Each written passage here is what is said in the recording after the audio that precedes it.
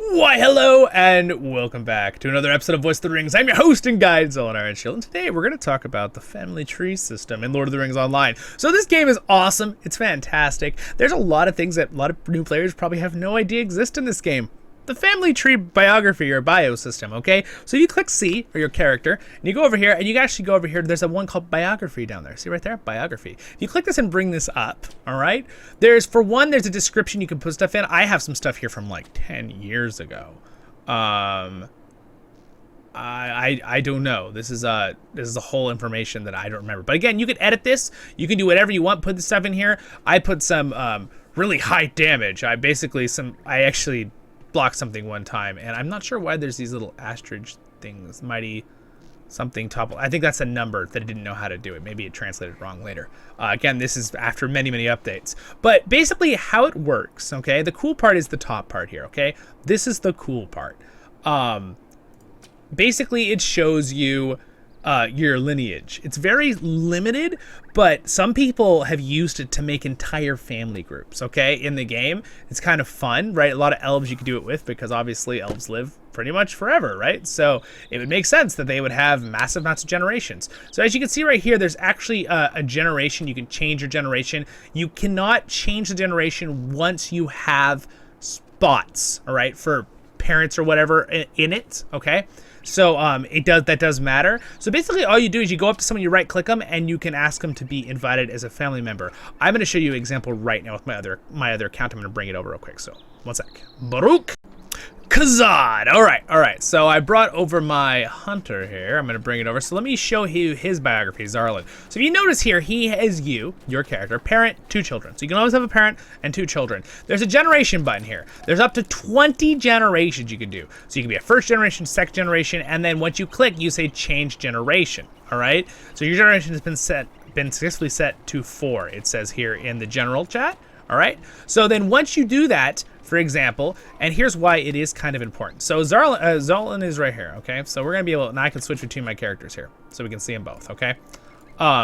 When I click on Zollin and right click on him, I can go adopt, okay? So I can adopt him as a child. Now the problem is with Zollin is I already have 2 people that I've adopted, okay? One of them was an old dwarf guardian, the other one was a human guardian back in the day on Firefoot. We were really good friends, so we were kidding, and I was basically like, we were having fun, right? So we were all good friends, and then so I adopted him, even though technically one of them was a human, not a dwarf, but it was just for fun. And it's an adopting system, right? But again, you could use it like they're your children, right? It says child, but it says adopt. So you could do whatever race you want in the game. So in theory, you could adopt someone in from a different race. But if you're trying to do it like chronologically, like they're just like your actual children, right, in the game from a role-playing perspective, then you would have to go over to your character here. And you click, so if I wanted to adopt Zollin, I would have to be the right generation. So Zollin is locked in at generation 9 because he has 2 people already. So I can't change it. You see, it's grayed out. But Zollin, if you go to Zollin, you go to your biography, I can change it. I could be, so if I'm generation, let's say 10 and change it, all right? I'm curious if I can even adopt Zollin as generation 10, if the system will let me. So let's test it. So it says I successfully did it, so I'm gonna say adopt. Because remember, Zollin is generation 9, all right? So let's see if I can even adopt him. It says unable to create a relation, generation incompatible. Did you see how it said that little alert message up at the top? So if I want to be able to do that, if I want to be able to adopt Zollin, who's generation 9, right? I wouldn't be able to be generation 9 either, and I have to be generation 8, right? So let's say I'm generation 8, and now I'm gonna say I want to adopt Zollin, all right? Unable to create a generation, okay. Well, that doesn't make much sense now, does it? My character needs a parent. I'm generation 9 on Zollin. What did I not, hold on, let me check. Did I not change it? Generation 8, change. Oh, I didn't click, I don't think I clicked change. Let's try it now. Whoops. There we go. And now you can see Zollin has extended a request to become your adopted father. Oh, well, that's adorable, because he's actually technically the brother of Zollin in the lore. But we're gonna do it for sake here, and I am curious though, once I do the adoption, if I can remove the adoption, okay? If you can change it, which I believe you can in the notary person.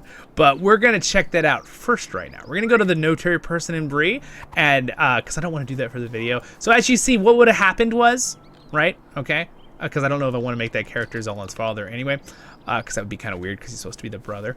But I was just doing it for the video to be a example. So Zollin would have been the parent, and what would have happened with Zollin is it would have said, out of his children, one of these spots would have said Zollin, and then he would have been locked in. It would not let him change from generation 8. You've locked it in, right? So again, the description is however you want to make a personal description. Again, it's totally for role-playing, and the generation thing is totally for role-playing, but that's basically how you do it. You just have to be the right generation, right? Again, 1 through 20, right? Was it 1 through 20 or 1 through 30?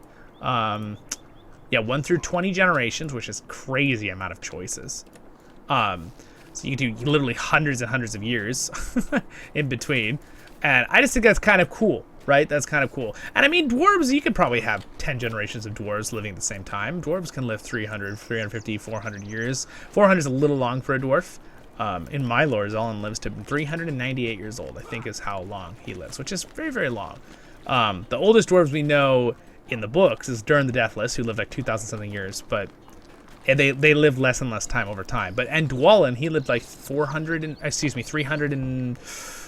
the 50s, almost I think. But here we go. Let's go to the notary right here. Talk to her real quick for the video. Relationships, there it is. That's where you can do it. So you could abandon a relationship, a child or a thing, for only 10 silver. It seems a little bit sad, actually. Yeah. Anyway, but that obviously it's completely for role playing. Or if you make a mistake and someone tries to adopt you and you click accept in the middle of a marketplace and you're like, what the? I don't want this person to be my what? You can go here and you can change it. Okay. So that's you go to the notary. All right. In Bree Town Hall. There's a couple others too, but I think Bree Town Hall is the best one for it. So anyway, that's it. That is the family tree system in the game and how you can use it. And again, get creative with it. Do whatever you want. Make a big family with a bunch of people. Generations. It's kind of fun. It's kind of a fun role-playing thing to do. And you can put up, again, a whole description thing there in the biography. This is all about the family tree biography system in Lord of the Rings Online. So I hope that helped you guys out. Know how to do it, how to get rid of one if you make a mistake, that kind of thing. Thank you to my wonderful Patreons for their support. Thank you, Skumley, for being a royal guard.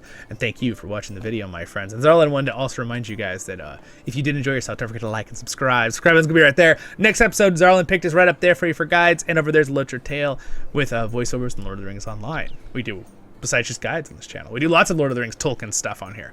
So see you on the next episodes of Voice of the Rings. Baruch Kazad, Kuzad I Menu.